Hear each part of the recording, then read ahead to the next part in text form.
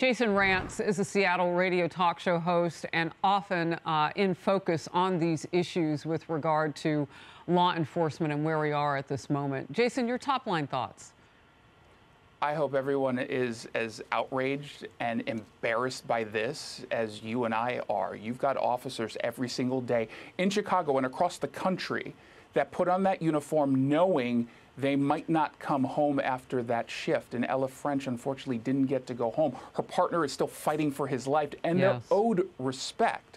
These officers reeling from what's been going on, losing not just a member of the team and a member of their family, but realizing that they also are going through something and they're not being treated with any sort of compassion. It's so incredibly disturbing that anyone would treat a tradition like this, a sacred ritual, the way that they did. But it is, I do think, indicative of how little support and care Mayor Lightfoot and her administration has for cops. This is a symptom of that issue. Well, and we're talking about a situation, too, where they are having to put money back into law enforcement in that city after defunding. And look, there's a whole lot of, and I've talked with a lot of officials from there and across the country who don't like that word defund the police, although they say they're mimicking what they see in the streets. Well, that's what the signs say, so I don't know what they're talking about.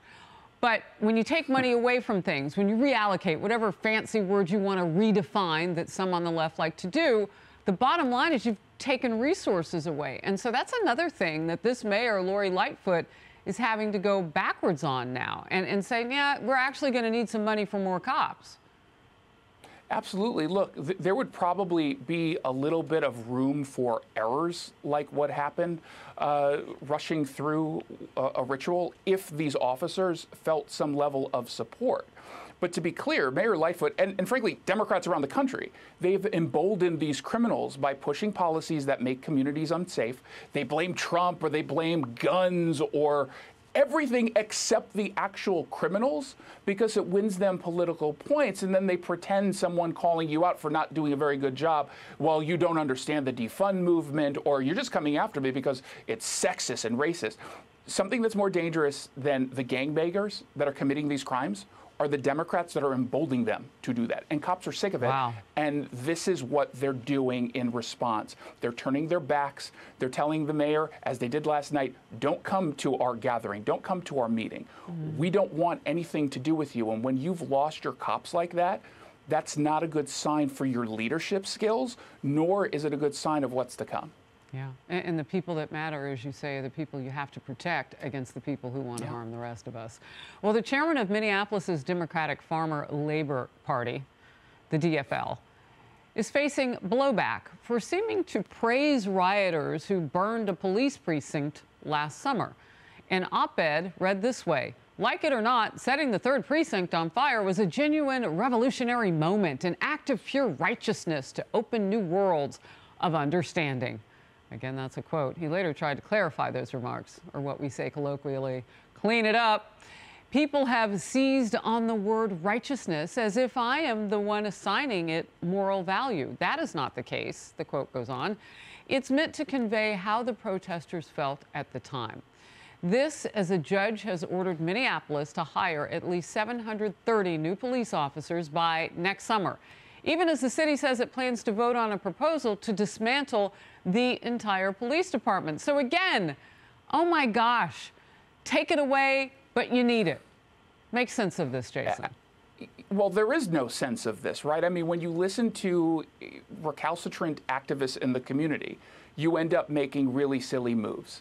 And when you have a large wing of the Democratic Party, the progressive movement, which has so much power right now within the party, holding these positions, he can backtrack all he wants. He very clearly was supportive of the violence, because when you are being told and when you believe that every institution in this country has been built on white supremacy and it has to be dismantled, well, of course people are going to get violent. When you're being told constantly over and over and over again as a community that you are the victims of white supremacy and the only thing you can do about it is to dismantle, well, what do you think they're going to do? They're going to take that literally.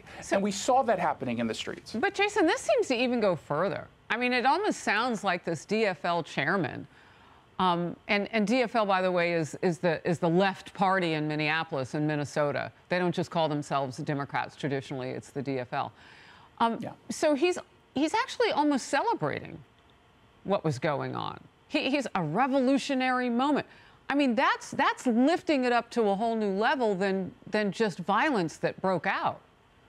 Absolutely. It's praise, and they're praising it because they believe it's justified. They truly believe that this is a revolutionary moment for them.